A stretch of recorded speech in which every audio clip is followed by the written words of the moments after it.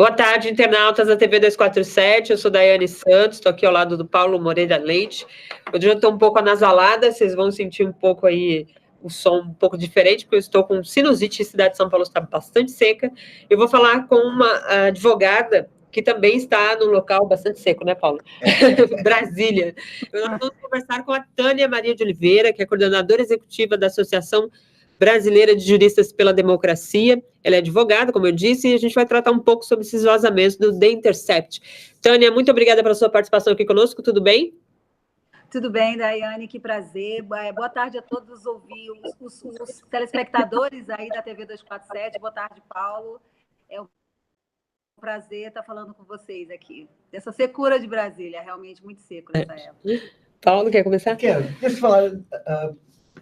Tânia, eu queria dizer que é um prazer para nós estar aqui. Eu acompanho o seu trabalho há um certo tempo. Você é uma das advogadas mais combativas e com mais clareza que eu conheço, assim, nesses julgamentos recentes ter marcado o Supremo e tudo isso. E você publicou hoje um artigo Você republicou hoje um artigo muito interessante a respeito da delação premiada do Léo Pinheiro. Como nós vimos ali no Intercept, essa delação premiada está no centro da condenação do Lula e foi centro de polêmica ali entre o Sérgio Moro, o Ministério Público e tudo isso. Eu queria que você retomasse essa discussão que você fez num artigo publicado há 2 anos e falasse um pouco dessa coisa e como isso, a importância desse debate agora, nesse momento em que o julgamento do Lula e o papel, a atuação do Sérgio Moro, o conluio entre o Ministério Público e o juiz estão se tornando evidentes. Como é que é isso aí? Tá. Bom, Paulo, em primeiro lugar, eu gostaria de dizer que o artigo que foi, então, republicado hoje, ele foi publicado no livro chamado Comentários a uma Sentença Anunciada, que, para fazer jus, preciso reconhecer, foi um livro organizado pela professora Carol Proner, pelo professor João Ricardo Dornelles, pela professora Gisele Ricobon e pela professora Gisele Citadino. Um livro em que muitos juristas já sabedores do quanto aquela sentença foi completamente ilegal e cheia de utilização de instrumentos jurídicos ilegítimos, foi, então, uma forma de expor para o mundo uma condenação que já sabíamos que ocorreria, por isso era uma sentença anunciada. O meu artigo, ele tratava exatamente dessa figura chamada Aldemário Pinheiro, conhecido como Léo Pinheiro. Quem é Léo Pinheiro? Léo Pinheiro, na verdade, não é um delator, não foi um colaborador. A defesa do ex-presidente Lula denunciou isso várias vezes, publicamente e no processo. Léo Pinheiro era um corréu, que prestou depoimentos, inclusive com diversas versões, ele foi alterando as versões, até citar o nome do ex-presidente Lula, que era aquilo que interessava a força-tarefa da Lava Jato para lhe conceder benefícios como se colaborador fosse. Colaborador, para efeitos legais, ele tem que assinar um acordo de colaboração premiada com o Ministério Público Federal, coisa que Léo Pinheiro absolutamente não fez. Ele mencionou o ex-presidente Lula já em uma terceira versão de seus depoimentos, que foi então quando ele adquiriu os direitos que lhe foram concedidos, por isso que eu chamei no artigo de aquele tipo de colaborador informal, por assim dizer, que é uma figura que não existe no processo penal. Então, é importante reconhecer isso. Agora, ele foi a principal figura na condenação do ex-presidente Lula, porque foi o depoimento dele, não como colaborador, porque ele efetivamente não era, mas foi o depoimento dele que foi utilizado na sentença, na denúncia apresentada pelo Ministério Público e na sentença do juiz Sérgio Moro para condenar o ex-presidente. Correto. A delação premiada, do modo que se fez, particularmente no processo do ex-presidente Lula, ela deveria ser homologada para validar, né? No seu artigo você fala sobre isso, não houve uma validação, como você falou agora, a homologação ainda aguarda a procuradora avaliar e homologar, mesmo assim o Moro utilizou isso na sentença, e utilizou dizendo que a colaboração dele teria sido fundamental e reduziu a pena dele, então não só considerou como delação, como ela produziu efeitos. Essa conjunção de fatores que fogem à lei, já configuraria ali uma anulação, ou pelo menos uma correção do TRF4, não? Claro, claro. Uma correção do TRF4, já que a sentença já foi peremptória em dizer que a palavra de um corréu é muito importante fazer essa diferença, porque quando você assina um acordo de colaboração premiada, você tem a obrigação de dizer radicalmente a verdade e que essa verdade, o que você traz como elemento, seja corroborado com outras provas. O réu, na ação penal, ele não tem obrigação de dizer a verdade. Então, é uma diferença crucial. Pode parecer que é a mesma coisa ele ter prestado depoimento como corréu e ter prestado depoimento como colaborador. Não, porque o colaborador, ao assinar um documento, ele assume o compromisso de dizer radicalmente a verdade. E esses fatos têm que ser corroborados com provas. O réu, não. O réu simplesmente pode mentir, por assim dizer, em processo penal. Isso não pode ser usado contra ele. O Léo Pinheiro era um corréu. Portanto, tudo o que ele disse pode simplesmente ser desconsiderado, mesmo como elemento primário, né? Já que a palavra do colaborador tem que ser corroborada como prova, a palavra do réu, para efeito de condenar outro réu, não tem validade alguma. Percebe a diferença? É muito gritante. Então, já poderia, sim, aliás, sequer deveria ter sido considerada como depoimento para validar a condenação do ex-presidente Lula. Tânia, eu queria que você nos ajudasse a refletir no seguinte ponto. Tudo isso foi um debate que está nesse livro, está o seu artigo. Agora, graças ao Intercept, um momento assim, coisas acima dessas coisas que vão nos ajudar a nossa memória, de um tempo que a gente viveu e sem saber tudo o que acontecia, né? Graças ao Intercept, nós estamos vendo uma outra realidade que está questionando justamente a atuação da Lava Jato, a atuação do Sérgio Moro, a atuação do Ministério Público. Diante disso, diante do Intercept, diante disso aí, qual que pode ser a utilidade, qual que é a importância vamos assim, da compreensão correta do caráter não jurídico da suposta delação, que não é a delação, do Léo Pinheiro, num processo que visa anular, né, a sentença contra o presidente Lula e definir a suspeição do juiz Sérgio Moro?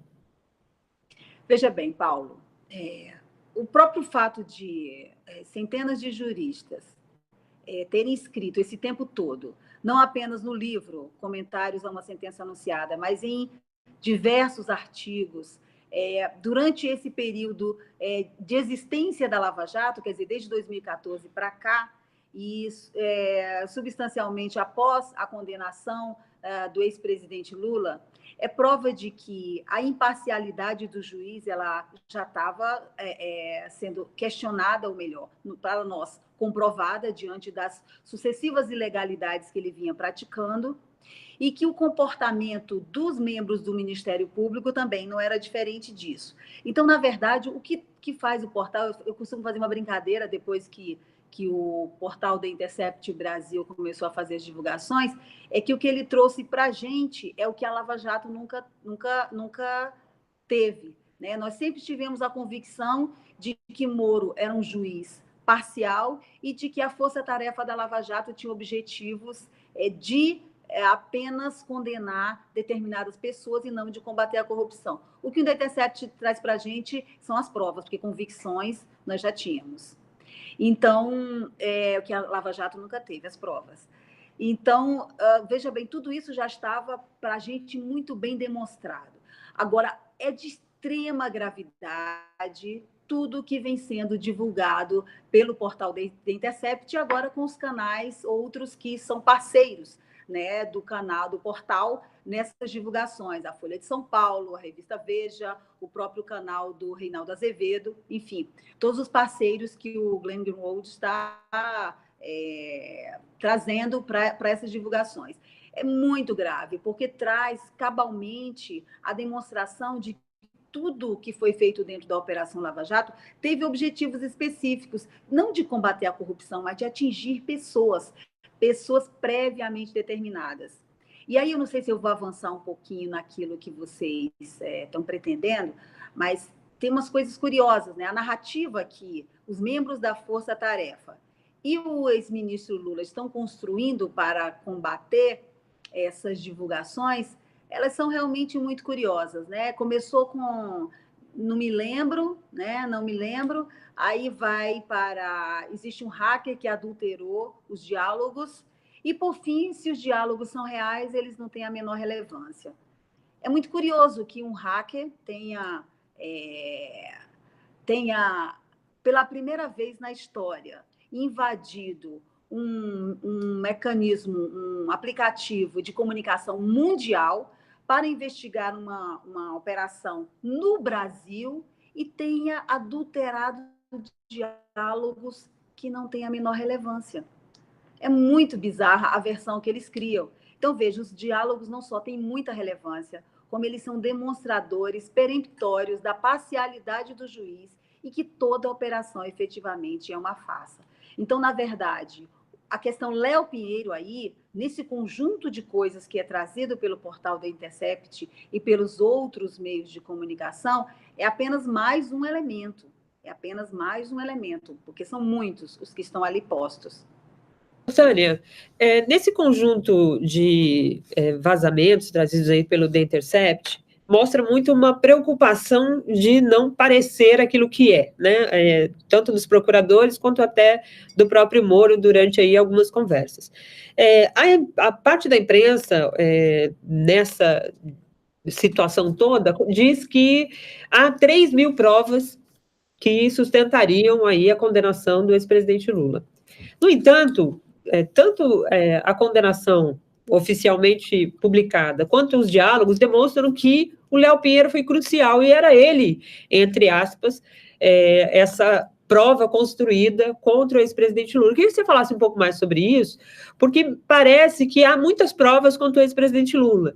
E, na verdade, os vazamentos demonstraram que o Léo Pinheiro foi modificando ali a posição e ajustando o seu discurso, e a suposta delação caminhou por aí. Queria que você falasse um pouco mais sobre o que é prova dentro desse processo.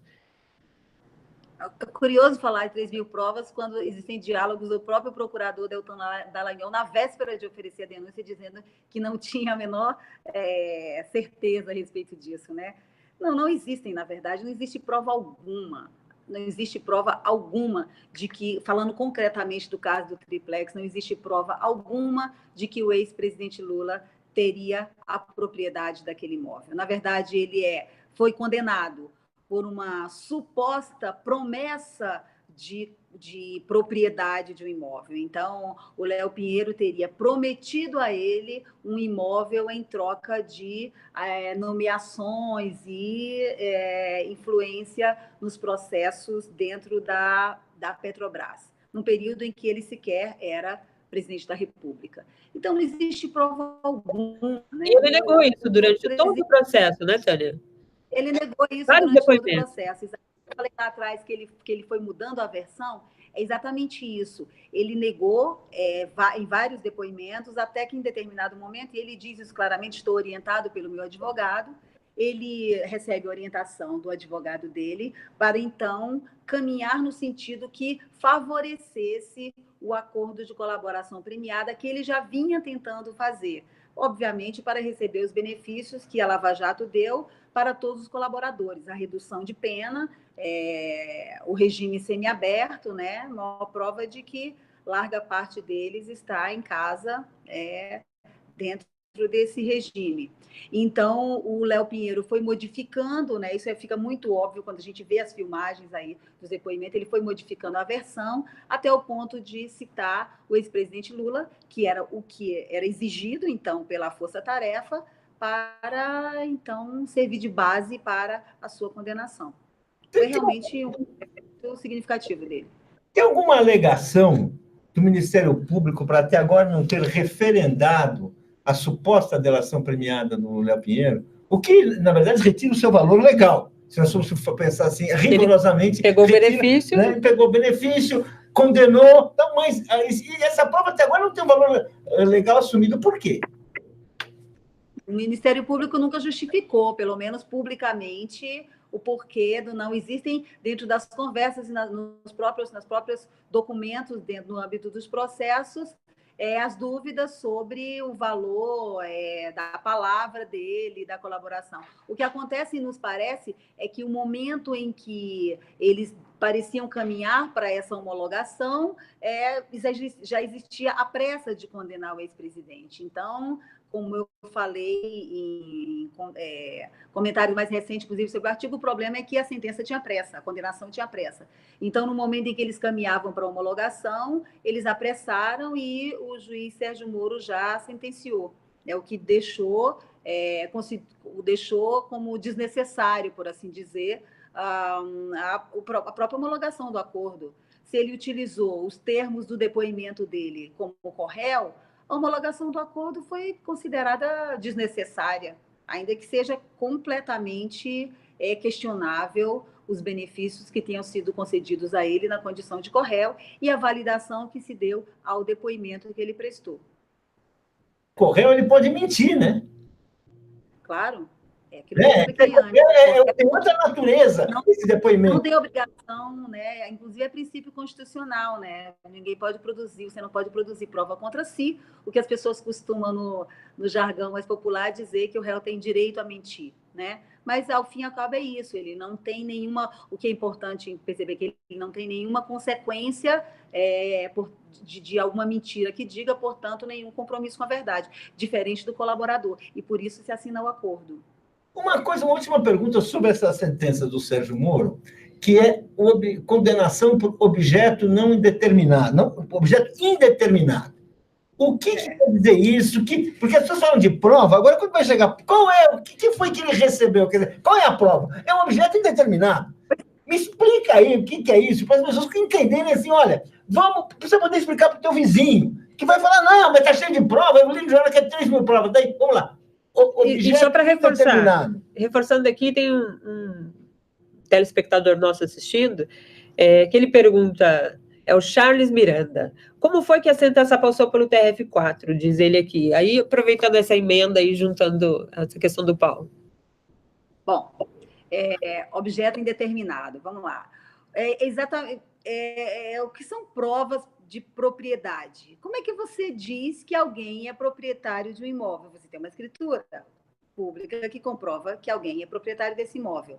Ora, mas se eu posso efetivamente, o direito também admite essa possibilidade, colocar um imóvel na propriedade de um terceiro para camuflar que esse imóvel seja da minha propriedade. O direito admite essa possibilidade, que é uma espécie de fraude, fraude. O que acontece é que, no caso do imóvel que é atribuído ao ex-presidente Lula, ele é acusado de uma promessa de doação. É uma promessa de doação que a empreiteira OAS teria feito ao ex-presidente. Então, qual é o objeto, na verdade, o esforço que a Força-Tarefa e o ex-juiz Sérgio Moro faz para essa condenação é dizer que havia uma promessa futura e que a não propriedade era a própria prova de que houve uma tentativa de falseamento dessa transação. Seria então, veja bem, a não prova é a prova. É uma construção completamente absurda de que a não prova é a prova. Então, o objeto não identificado, quando você não tem efetivamente como comprovar algo, você vai para essas teses distópicas que eles criaram aí para essa condenação. É isso. Correto.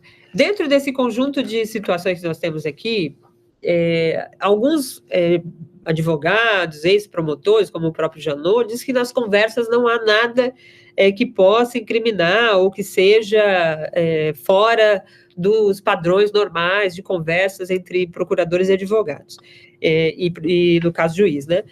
Eu queria que a senhora falasse um pouco sobre isso. O capítulo 3 do Código de Ética da Magistratura, ele diz no artigo 8º que o magistrado imparcial é aquele que busca, nas provas, a verdade dos fatos, com objetividade e fundamento.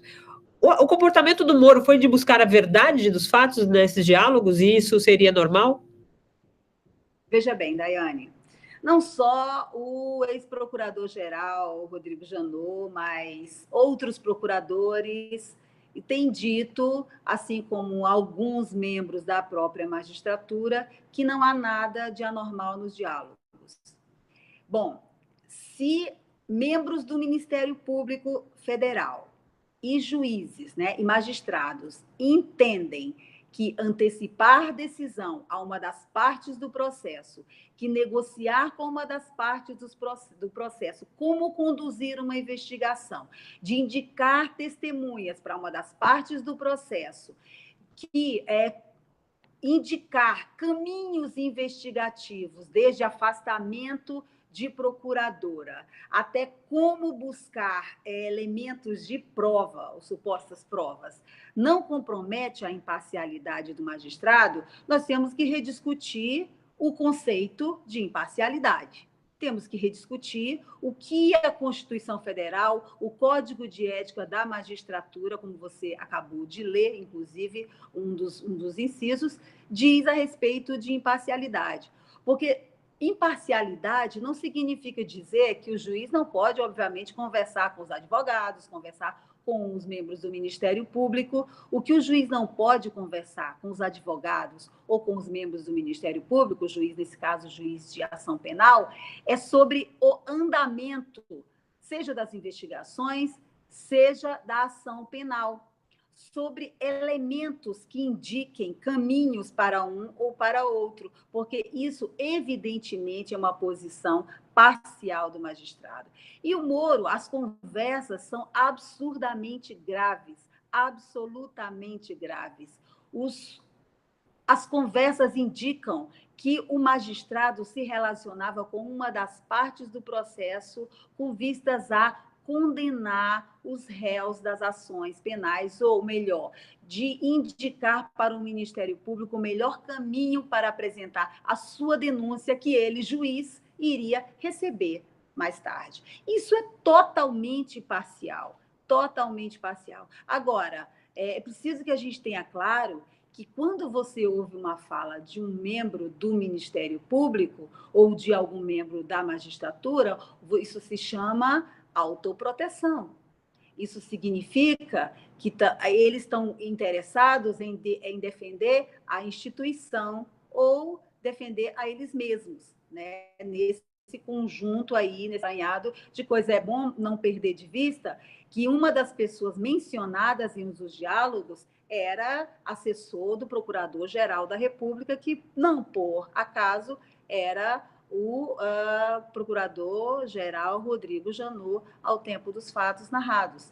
Existe um determinado diálogo em que o procurador Deltan Dallagnol diz que vai conversar com o procurador, o subprocurador, que é da Procuradoria-Geral da República, para pedir para que ele dê determinado parecer ao Supremo Tribunal Federal. Então, vamos ficar atentos quando as pessoas falam do que elas estão falando. Se elas estão falando realmente da ilegalidade dos fatos ou se elas estão falando da sua própria proteção.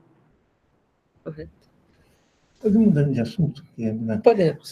Tânia, eu queria falar de um artigo que você escreveu sobre, o mais recente, pelo que eu sei, sobre o voto do ministro Celso de Mello.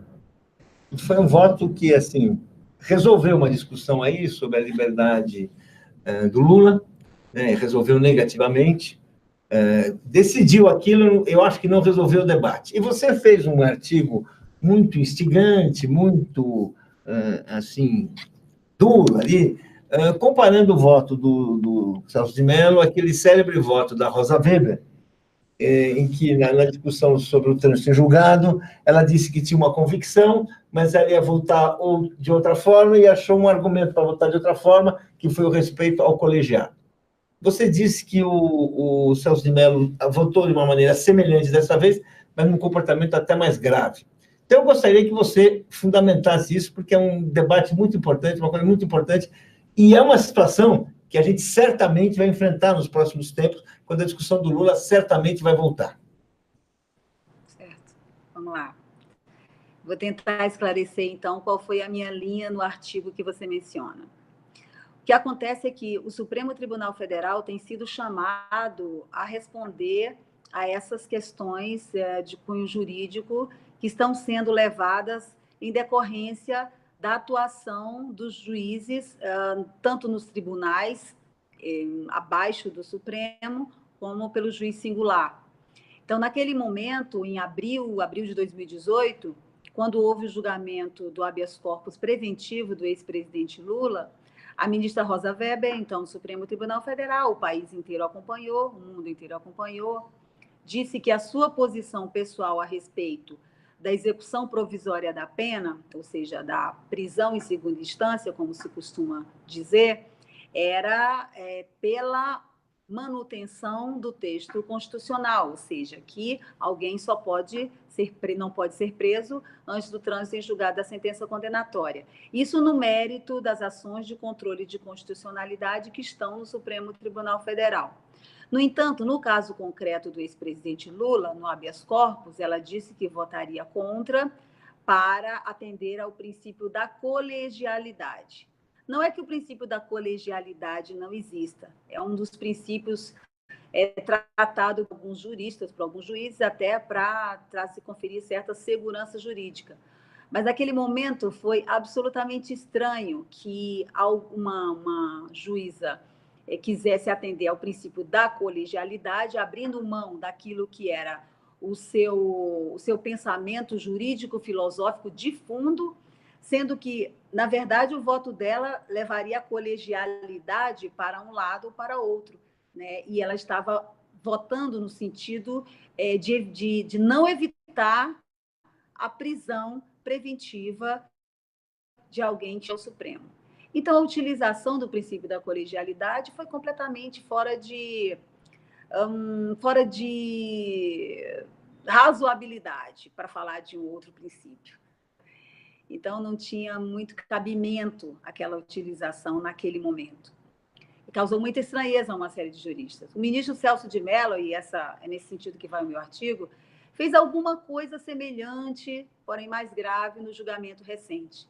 Ele não disse que ele, no mérito, vota a favor da suspeição do juiz Sérgio Moro. Não disse isso, seria incorreto dizer que ele disse isso. No entanto, ele várias vezes sugeriu isso. Fez questão de reiterar várias vezes de que aquele voto que ele estava proferindo naquele momento, porque é importante, Paulo, entender o seguinte, não houve o julgamento no mérito do habeas corpus do ex-presidente Lula, no caso, suspeição do ministro Sérgio Moro. A decisão foi em sede de liminar. Então, o que ele disse? Ele disse que a decisão, o voto liminar que ele estava dando, o voto na liminar, não comprometia o voto de mérito dele, que inclusive está pronto, revisado, que ele estava pronto para proferi-lo. E disse que isso não compromete em nada o voto dele. Mas, no entanto, liminarmente, ele votaria contra a concessão de liminar.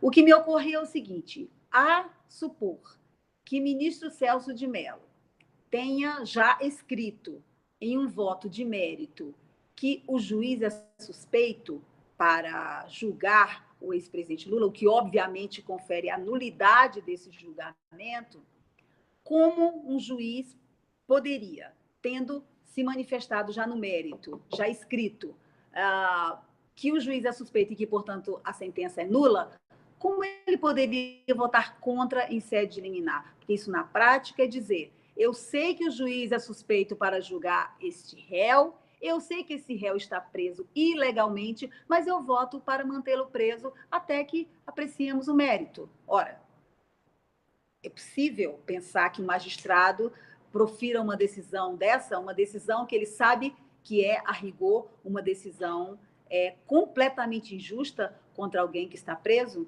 Foi nesse sentido o artigo, de que os ministros do Supremo têm procurado a aplicação de teses segundo princípios que são absolutamente estranhos e, para usar o que é correto mesmo usar nesse caso, é absolutamente injusto dentro do processo penal, que deve ser sempre interpretado em favor do réu. Por que nós estamos vivendo isso assim? Como é que juridicamente a gente chegou a esse ponto de ter uma justiça que, como você está falando, é como se os ministros ficassem procurando atalhos para contornar, né, uma jurisprudência, uns princípios que a gente sabe que serão favoráveis, no caso ao presidente Lula? Bom, aí a gente vai para o âmbito que sai um pouco do jurídico e vamos para a política, né? O que nós temos no Brasil ultimamente é judiciário, melhor, um sistema de justiça, porque não estamos falando só do Poder Judiciário, estamos falando também do Ministério Público, que não pertence ao Poder Judiciário, né? Nós temos um sistema de justiça que vem atuando de acordo com a chamada opinião pública ou opinião publicada, de acordo com o que pensam determinados setores da sociedade, de acordo com o que sai na mídia, né, para ser, então, mais exato. Então, estamos vivendo tempos muito complicados, em que se julga pensando em aprovação popular. O Poder Judiciário, assim como o Ministério Público Federal, não são cargos eletivos, né? Não são cargos eletivos, são cargos de carreira, né? Inclusive com benefícios que os cargos políticos não possuem, né? Então, a rigor, eles deveriam atuar, eu tenho obrigação de atuar, o Poder Judiciário tem a obrigação de atuar naquilo que a gente chama de tendência contramajoritária, sempre na defesa das minorias e na defesa da aplicação do direito, independente do que pense em determinado momento uma fatia maior da sociedade. O judiciário tem obrigação de aplicar a lei no sentido da justiça, e não de pensar o que quer as manifestações da Paulista no domingo, o que disseram as manifestações em frente ao Congresso Nacional em um dia qualquer. Tem obrigação de aplicar o direito naquilo que é a sua melhor interpretação. Então, estamos realmente com muitos problemas da aplicação do direito aqui no Brasil, inclusive sendo visto e denunciado em diversas partes do mundo. É isso. Correto. Eu queria só insistir um pouco, vou manter esse assunto, porque, vamos dizer assim, cedo ou tarde, assim, o habeas corpus de suspeição do Moro vai ser julgado. E quanto mais se esperar, tudo indica que vão ter mais provas, mais dados para mostrar um comportamento parcial, de suspeição mesmo do Moro, suspeito de parcialidade.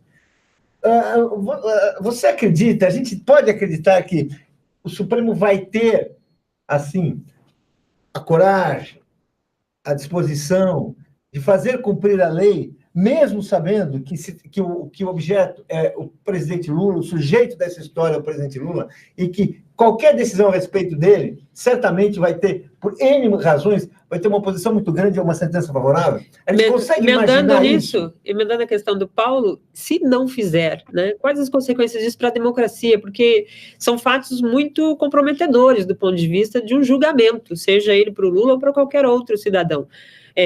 Isso tem um efeito para a democracia muito grande, né? Claro. Acho que vocês já deram a resposta, não são perguntas, né? Vocês já deram a resposta. O compromisso é para a democracia. O compromisso é para a própria estrutura do Estado, é para o próprio sistema de justiça. Porque, veja, é um grupo de procuradores lá do Paraná, mais de procuradores da República, e um juiz que vem agora, hoje ministro de Estado do governo, que inclusive ele ajudou a eleger com as suas denúncias, ao retirar um dos candidatos da disputa. Eles correm o risco de comprometer toda a credibilidade de todo o sistema de justiça, a credibilidade do Poder Judiciário, a credibilidade do Ministério Público, que obviamente tem em seus quadros pessoas, né, profissionais, servidores públicos, que não agem assim, que não agiriam assim, que não se vinculam a essas práticas. Então, é importante, eu acho, acreditar que é possível reverter essa situação, é possível, e que o sistema de justiça, portanto, o Supremo Tribunal Federal, que está com a pauta sob a sua tutela, decida no sentido de resgatar o que é o devido processo legal. E não tem outra forma de resgatar o que é o devido processo legal que não seja reconhecendo as contaminações que existem no âmbito da Operação Lava Jato. O Supremo, de fato, já fez isso pontualmente, né? O juiz Sérgio Moro é cliente antigo do Supremo no quesito suspeição, ele já foi, o próprio ministro Celso de Mello narrou isso, já foi considerado suspeito em outras investigações, em outras ações.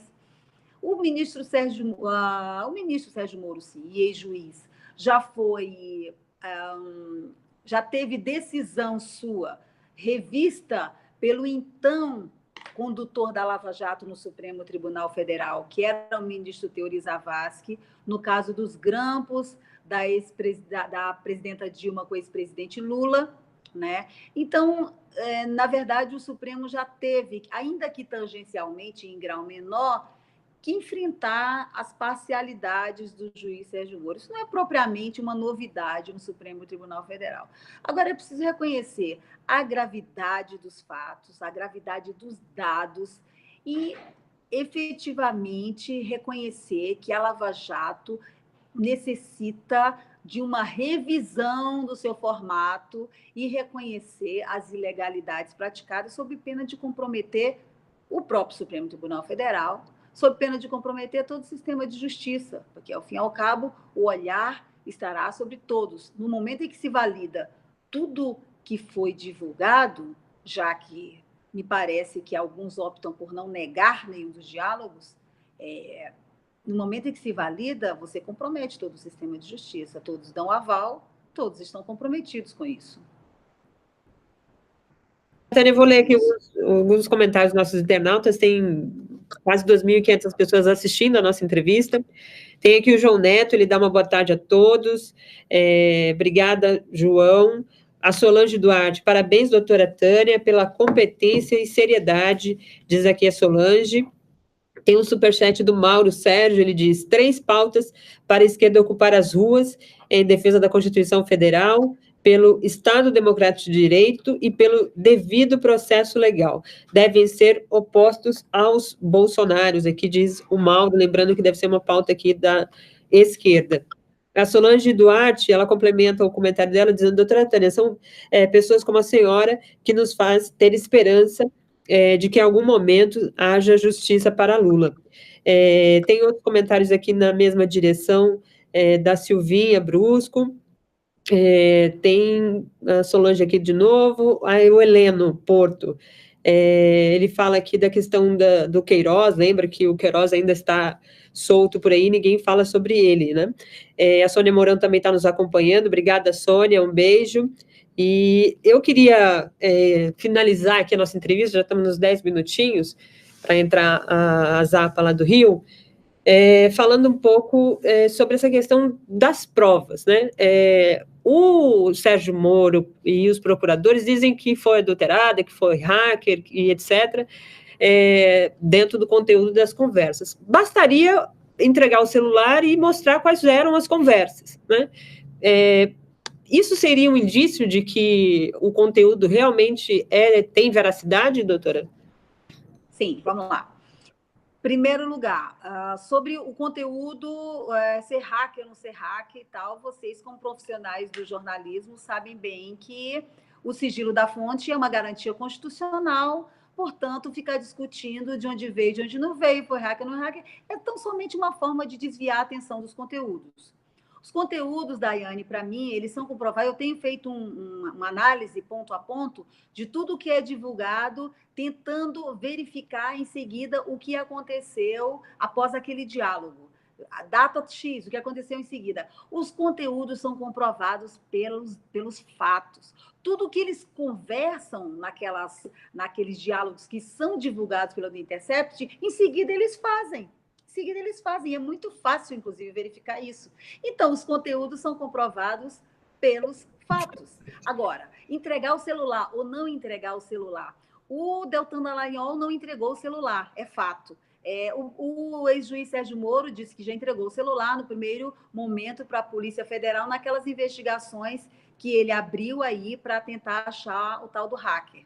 Então, disse que entregou o celular, mas ele teria deletado já o aplicativo desde 2017, foi o que ele afirmou, não se sabe, porque não tem nenhuma conclusão da tal perícia dita pela Polícia Federal, se isso é verdade ou não é verdade. Depois saiu a notícia de que os procuradores teriam deletado também o aplicativo e as suas conversas. Isso, a rigor do processo penal, chama de destruição de provas. Destruição de provas. E o procurador Deltan Dallagnol não se sabe se apagou ou não apagou, efetivamente porque ele não entrega o celular. E não entrega o celular, não se sabe por quê. Porque se as conversas não forem verdadeiras, ele tem a prova na mão dele de que elas não são verdadeiras. Se as conversas sequer existiram, se elas foram adulteradas, ele tem na mão dele as provas disso. Por que ele não entrega como prova, então? Você mesmo já deu a resposta para a sua pergunta. O difícil é ele entregar, né? Para comprovar o seu crime, né? Tá. Tânia, uma coisa que eu acho importante que você lembra já no seu artigo, e você repetiu aqui, é uma coisa que nem mesmo os jornalistas estão prestando atenção devida, é o debate sobre o sigilo da fonte. Que, vamos dizer assim, tem um problema quando você começa a querer questionar o conteúdo de um artigo, a origem de uma notícia, que é você quebrar a fonte. Isso aí, vamos dizer assim, é uma das cláusulas constitucionais que, assim, permanecem respeitadas no Brasil, né? Eu queria que você falasse um pouco da importância disso para o jornalismo e para a própria democracia, porque vamos dizer assim, isso já foi perdido. Você colocou no seu artigo, que você fala de que o hacker está tirando o sigilo da fonte da Constituição. Ele não está tirando, não está mexendo em nenhum segredo do Dallagnol, nem do Sérgio Moro. Que você falasse um pouco disso, porque é realmente um processo que, assim, daqui a pouco vamos chegar lá, né? Vamos perder o sigilo da fonte, né? Opa, curioso, né? A liberdade de expressão é um princípio constitucional que, enfim, merece respeito e deve ser respeitado em todas as democracias do mundo.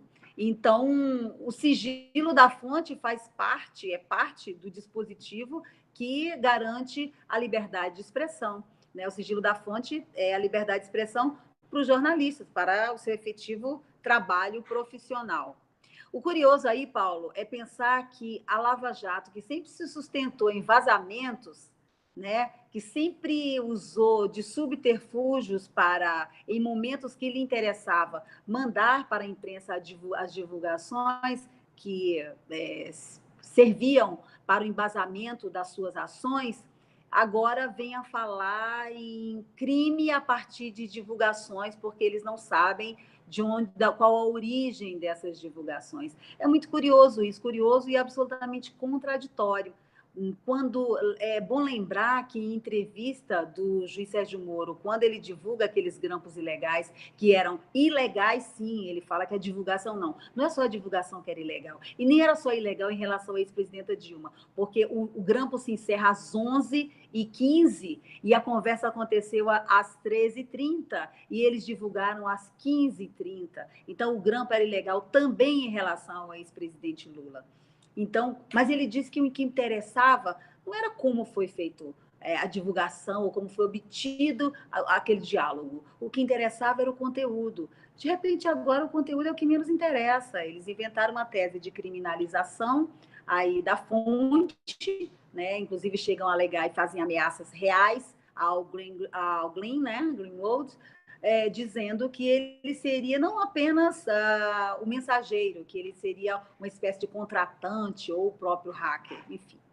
Coisas muito, muito complicadas de afirmar quando nós temos uma Constituição que claramente resguarda o sigilo da fonte para o exercício profissional do jornalismo. É isso aí. Tânia, muito obrigada pela sua entrevista aqui conosco. Eu queria agradecer em nome aqui da TV 247, a sua participação foi esclarecedora, ajuda a entender essas nuances jurídicas que sempre complicam, as pessoas não estão no dia a dia acostumadas com certas regras, acham que procurador e juiz pode ter aquela conversa no celular e é tudo normal, porque o crime é maior, e aí se encobre as provas do crime, que não existem, enfim, vai criando um imbróglio sem tamanho. Obrigada, nós conversamos com a Tânia Maria de Oliveira, ela é coordenadora executiva da Associação Brasileira de Juristas pela Democracia, tem um papel importante também, não só especificamente no caso do ex-presidente Lula, mas também em outras questões que envolvem direitos humanos, o respeito à Constituição e outras tarefas que o advogado, o juiz e o procurador, promotor devem ter como mestra, né, regra mestra. Você queria falar alguma coisa? Obrigada, Paulo, obrigada, Daiane, obrigada a todos os telespectadores da TV 247. Eu gostaria de falar que a BJD tem uma coordenação executiva colegiada, eu sou uma das coordenadoras, nós temos pessoas incríveis nessa coordenação, e a gente faz, sim, uma atuação que é diuturna em defesa da democracia e da Constituição Federal. É isso aí. Muito obrigada a todos que participaram aqui no nosso bate-papo. Paulo? Obrigado, Tânia, muito bom. Obrigada. É isso aí, gente. Continua assistindo a nossa programação. Tem Helena Zappa lá no Rio de Janeiro. Um abraço. Tchau, tchau. Podemos continuar falando?